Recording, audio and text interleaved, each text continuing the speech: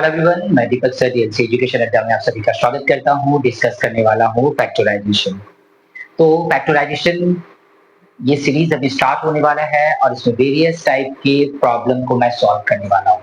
तो फैक्टराइजेशन कैसे करते हैं वो मैं आपको इस सीरीज में आपको सिखाने की कोशिश करूंगा। कई सारे वीडियोस होंगे इस सीरीज में जहां पे मैं आपसे डिस्कस करूंगा कि फैक्टराइजेशन जो है वो क्या होता है। तो चलिए आज फैक्टराइजेशन पे हम लोग थोड़ा इंट्रोडक्शन कर लेते हैं और इंट्रोडक्शन में हम लोगों को कुछ चीजों पे ध्यान लगानी होगी। तो सबसे पहले मैं आपसे बात करूंगा फैक्टर, ठीक है ना, और फिर मैं आपसे बात करूंगा prime factor. Okay, prime factor FACTUR prime factor. तो फैक्टराइजेशन के इस सीरीज में मैं आपसे डिस्कस करने वाला हूं फैक्टराइजेशन के ऊपर में। अभी आप क्लास 6 में है, 7 में है, 8 में है, 9 में है, 10 में है, तो फैक्टराइजेशन का जो कॉन्सेप्ट है वो मैं आपको अपने इस वीडियो के सीरीज से हर प्रॉब्लम में मैं आपको दूंगा। चलिए फैक्टराइजेशन क्या होता है वो जानने से पहले हम लोग कुछ एग्जांपल्स की ओर पहले रुक करते हैं। तो चलिए कुछ एग्जांपल्स लेते हैं। सपोज एक क्वेश्चन बनाते हैं कि मुझे फैक्टर निकालना है 14 का, ठीक है ना, मुझे 14 का फैक्टर निकालना है।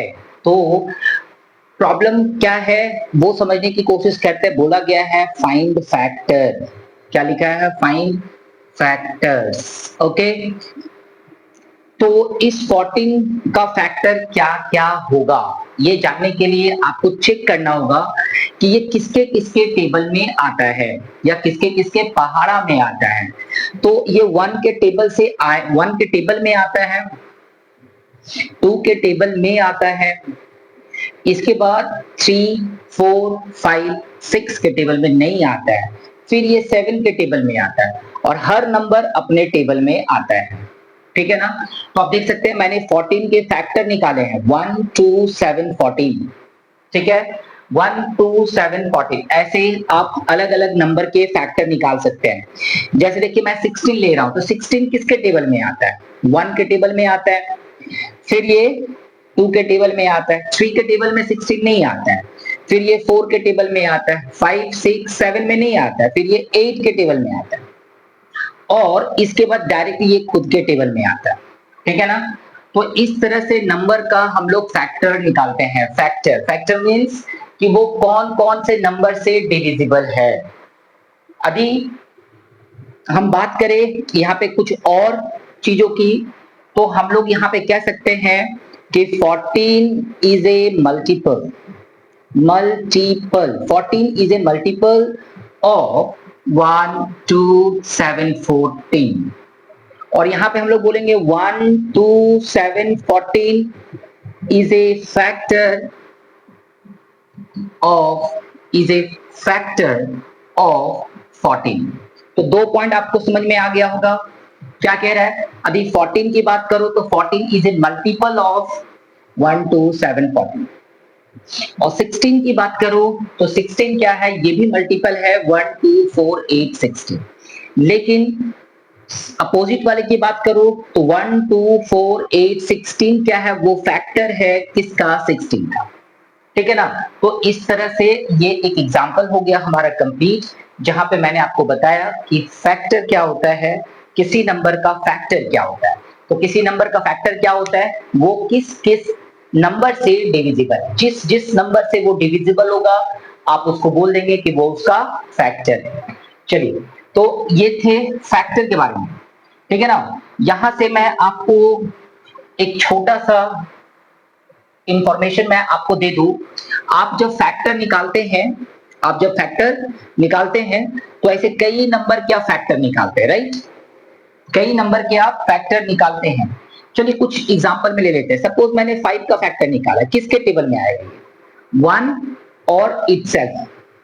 अभी मैं 7 का फैक्टर निकालू तो क्या आएगा, 1 और 7, डन। इसी तरह से आप 11 का निकालेंगे तो 1 और 11। कई सारे ऐसे नंबर है जिसका फैक्टर निकालते हैं तो क्या होता है, सो आपको चेक करना है। तो यहां से मैं आपको एक डेफिनेशन सिखाने वाला हूं जो कि बहुत ही इंपॉर्टेंट है। कई सारे बच्चों को वर्ड प्रॉब्लम में वर्ड का मीनिंग समझ में नहीं आता है, जिसके कारण वो सम्स को इंटरप्रिटेशन नहीं कर पाता है। तो चलिए यहाँ पे जो कुछ एग्जांपल्स मैं अभी आपको दे के रखा हूं, इस एग्जांपल को यदि आप ध्यान से देखेंगे तो आपको पता चल जाएगा कि मैं क्या कहने वाला हूं। जैसे ही आप फैक्टर सीख जाते हैं तो इस फैक्टर को बेस करके ना आपको दो डेफिनेशन सिखाया जाता है। ये डेफिनेशन कौन सा है? तो ये डेफिनेशन है prime number and composite number. आपने सुना होगा prime number and composite number. तो चलिए आपको दिखाता हूं इसी में। प्राइम नंबर, प्राइम नंबर, ठीक है, और दूसरा है कॉम्पोजिट नंबर। कॉम्पोजिट नंबर आपने इसके बारे में खूब सुना होगा, कई जगह पे पढ़ा होगा, और आपने कई बार शायद प्राइम नंबर के डेफिनेशन को भी याद किया होगा। लेकिन फैक्टर को बेस करके ही इसका डेफिनेशन बनता है। क्या होता है प्राइम नंबर? तो ऐसा कोई नंबर जिसका केवल टू फैक्टर हो। क्या हो? टू फैक्टर, मतलब दो ही फैक्टर हो। जैसे देखो, आपने 5 लिखा, आपने 7 लिखा, आपने 11 लिखा। मैं यहाँ पे 2 लिख दूं, 3 लिख दूं, तो इसका भी क्या होगा? आप ध्यान से देखिए, ओनली टू फैक्टर दिख रहा है, only two factor, only two factor, one और इटसेल्फ। क्या कह सकते हैं? One and itself, one and itself. एक तो 7 का एक फैक्टर 1 है और दूसरा खुद है। 11 का एक फैक्टर 1 है और दूसरा खुद है। 2 का 1 और इटसेल्फ। ऐसा कोई नंबर जिसका आप फैक्टर निकालते हैं और उसके फैक्टर में ओनली दो नंबर आता है। तो जब दो नंबर आता है 1 और इटसेल्फ, तो हम लोग उसको कहते हैं प्राइम नंबर।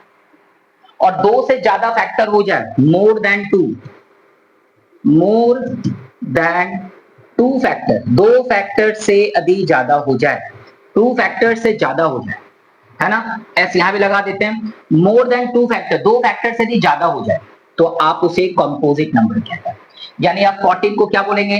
Composite number. 16 को क्या बोलेंगे? Composite number. और 15 को क्या बोलेंगे? Composite number. 21 को क्या बोलेंगे? Composite number. तो मैंने अभी आपको जस्ट केवल बताया फैक्टर, और इस फैक्टर से मैंने आपको दो डेफिनेशन दे दी। तो ये है फैक्टर को बेस करके prime number and composite number. ठीक है, तो चलिए मिलेंगे नेक्स्ट वीडियो में, जहां पे मैं आपको प्राइम फैक्टराइजेशन के बारे में बताऊंगा, और इस सीरीज को 6, 7, 8, 9, 10 तक कैसे लेके जाना है वो हर पार्ट में मैं आपको डिस्कस करूंगा एक एक करके। तो यदि ये डिस्कशन छोटा सा अच्छा लगा तो प्लीज लाइक कर दीजिए, एक अच्छा सा कमेंट कर दीजिए। मिलते हैं नेक्स्ट वीडियो में। Thank you, bye.